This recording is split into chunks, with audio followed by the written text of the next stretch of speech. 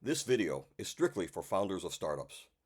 If you're not a founder of a startup or at least a founder of an early stage company, please keep scrolling. There's nothing for you here. There's nothing to see. I'll even wait. Okay, founders, I think they're gone. Let's have a conversation. First off, my name is Bill Arnold. I'm president of Prevail Marketing. You may find us at prevailmarketing.com. And I want to talk to you about what you're doing. I know you look back at 2023 and we're hoping you're going to get more growth, more traction, founders, customers. I hear you. And you're looking at 2024 saying, what can I do better?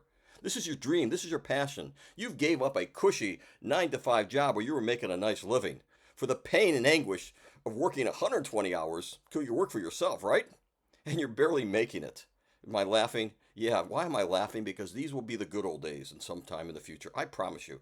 All that you're going to look right now or going through right now, you're going to look back and say, wow, I did that. I made it. And I'm here to help you. I'm here to talk to you about things that I know founders make mistakes. How do I know? How do I know? I've been a founder over again and over again. I've been there. I've been in your shoes. I've also helped countless companies, startup companies, early stage companies, find their traction, find their momentum, find their mojo, find their ability to be sustainable and grow.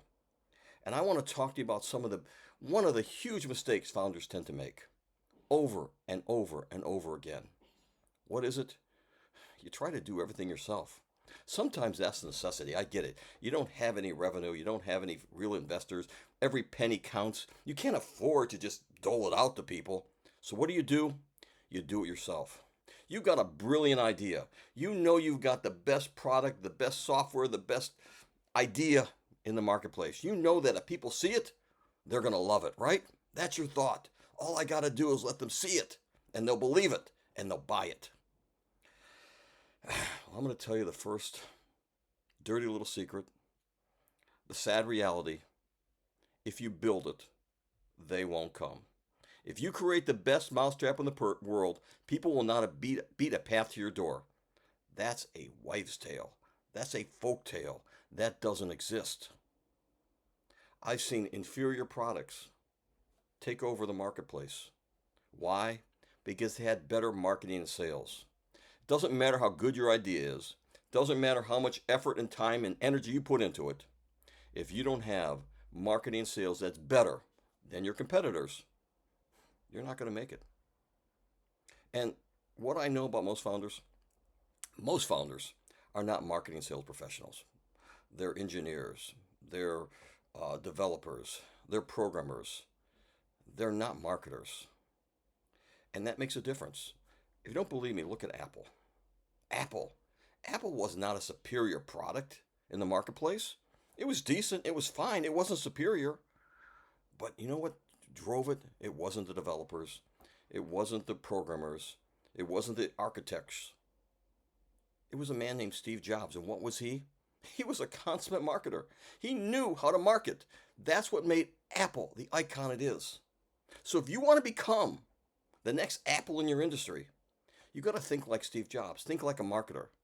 But you're not. And it's hard. You haven't spent your life building your craft, developing your skills, knowing how to use psychology to influence people. You haven't done that. And now you're forced to do this. Or are you? Today I'm going to give you some tips and strategies on how you can gain that marketing support, gain that expertise without having to dole out hard-earned cash, or at least not a lot of it. If that's interesting to you, please like, please follow, please subscribe right now. And I'm going to give you a second to do that, and then we'll begin. All right, thank you for doing that, first off. I appreciate it. We're trying to get traction. We need to see where we're getting it on different platforms. First thing you need to do is figure out a way to hire that marketing sales professional, right? Without spending money. We've done that. I've been on both sides of that equation. So I've helped customers do it. They've used me to do it.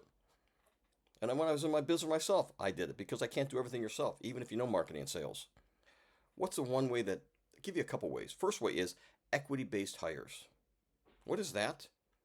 Early stage company, you've got a great idea, great promise, not a lot of revenue. You need help. You need hands-on. You need expertise. And, a lot of companies say, well, I'll just hire that cheap little intern over there. Nothing's wrong with cheap little interns. They have a purpose, they have a place. But that purpose and place is not to run your startup. What they don't know could fill vast amounts of computers.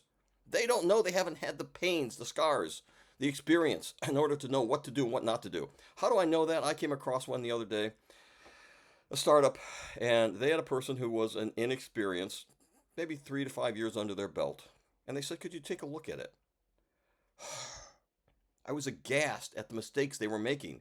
Mistakes that were costing them critical ability to not only get customers, but to get investors. The gentleman in question was doing his best. But what he didn't know is what was killing them. So how do you get equity-based investors? Rather simple. I see them all the time coming across my computer from LinkedIn. I go to LinkedIn, set up a job. It's looking for looking to hire somebody, but you make it very clear this is only equity only role. So it's marketing head, equity only.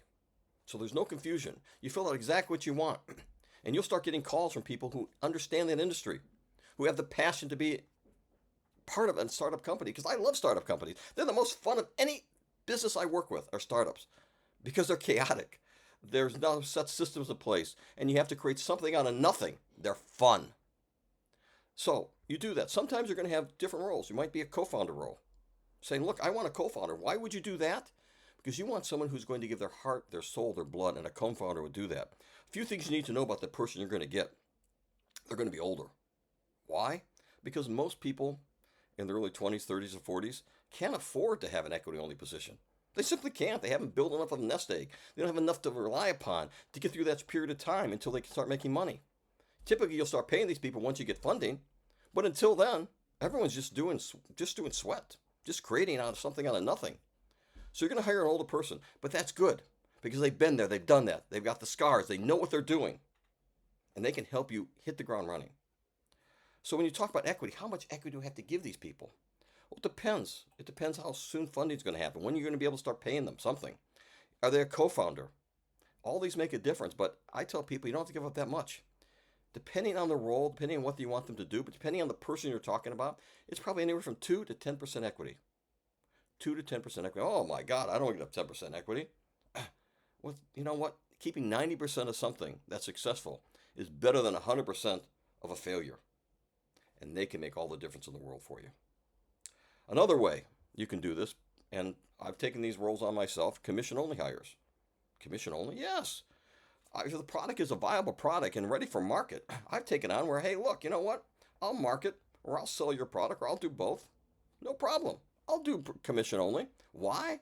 Because I know what I will do will get results. I've experienced it before. I've done it before.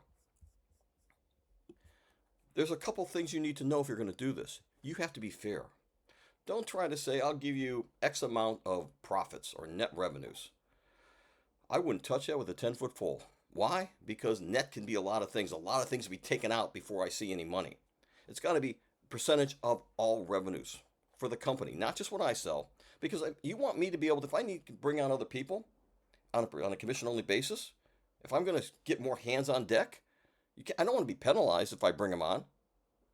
Are they going to make the same amount I make? No. But you need to make, if you're going to become a marketing or sales leader, you got to pay them. What is that percentage? What I recommend is 20%. 20% of all revenues your company creates, that person gets. And what will you get for that? You get someone who's going to sell the hell out of your product. You get someone who'll bring on other people for a lesser commission rate. And you're going to start growing your business. And the best part is you don't pay a penny to them until they get results. Now, sometimes I've done this before as well, where I've not only gotten 20% commission, but I've gotten equity component, 1 to 2%. Why would they give that to me? Because they value what I bring to the table. Not only do I bring to the table experience about marketing and sales, but I've started businesses. I can tell them a lot of the pain points that they're going to hit before they hit them and how to avoid them. That's value. Don't be stingy if you do this. If you're bringing someone on, make them valued. I'll give you one other way you can do this. Let's say you do have a little money and you don't want to give up any equity because you know what? I understand. I don't want to either many times. Why? Because it's my company. Why should I give you a piece of the pie? How can I still bring on excellent marketing and sales support without costing me an arm and a leg? A fractional growth officer. I didn't say fractional chief marketing officer for a reason. I'll tell you in a minute. Fractional growth officer. This is a person who can come on and spend as little or as many hours as you need and have the expertise you need now. They've been in the industry. They've grown companies. They understand how to get somewhere really quickly. And the difference between them and a consultant is they're hands-on. They will do it for you. They'll do your marketing, not just tell you what to do. They'll do your sales, not just tell you how to sell. They will do it all. And that's why I said a fractional chief growth officer. A fractional chief growth officer is different than a CMO because they've sat above both marketing and sales, ran both programs simultaneously, and achieved success. So because of this dual capacity, you get one person for the price of two. Because they've got a lot of expertise in the industry, they can get results immediately. What is the cost of a CMO? Or let me see, a chief growth officer? Fractional chief growth officer? Well, it can be a lot, it can be a little, depending on the person you talk to. I've seen people that price themselves on the market by saying $300 an hour. I'm sorry, there's not a startup out there that can afford $300 an hour for a fractional chief growth officer or any person. If they did, they're making a lot of money and they could probably hire a full-time person. That makes no sense to you, but I've seen it. I've seen many people have that belief that that makes a difference. No, what you have to do is you have to have something that's fair and equitable. I'll tell you what we do at Prevail Marketing because we do it a little differently. We like to sit on the same side of the table as our customers do Chief Growth Officer for. So we have basically hourly or fixed fees. Typically, the hourly is between $100 and $150 an hour, but that can be reduced. How will that be reduced? Maybe there's a commission component or a small equity position associated with it. So we can reduce it. 1 to 2% equity, much better than 2 to 10, right? We can come on board, reduce that $100 to $150 an hour, significantly less. If you want to say, look, I don't want to be looking at the clock. I don't want to be thinking, if I ask you to do this, oh my God, it's good. How many more hours is it going to take? So give me a fixed fee. I love fixed fees, and they're significantly less than $100 to $150 an hour. Why? Because I know I'm going to get that every single month. I can count on it. And I've never watched the clock anyhow, because that's not how you can do marketing. But honestly, the one takeaway I want you to have for this is, look, don't do it yourself. You have expertise. You have knowledge. You've done something that most people are afraid to even do. Start a company. Quit your 9 to 5. And rely upon your wits, your energy, your dedication, and your discipline. That takes courage. I respect that. But what I also know is, you try to do it yourself, way too many companies have failed. Way too many great ideas are in the trash heap of failure because they did not bring in the right talent. The one thing you need, if you have the best mousetrap in the world, is someone to market and sell it for you. So, founders, this is not our last conversation. I'm going to be doing a series the entire month of January. Not every single day, but periodically. 5 or 6 sessions talking about different campaigns. Because if you're not going to listen to me about hiring a professional, I can give you some campaigns that you can start thinking about. Probably not going to be done as well, but at least you're not fluttering in the wind. Okay? If this is valuable to you, please like, please subscribe, please follow. We'd like to understand which channels are working. Like to understand if founders are interested in what we have to say. So until tomorrow, have a great 2024.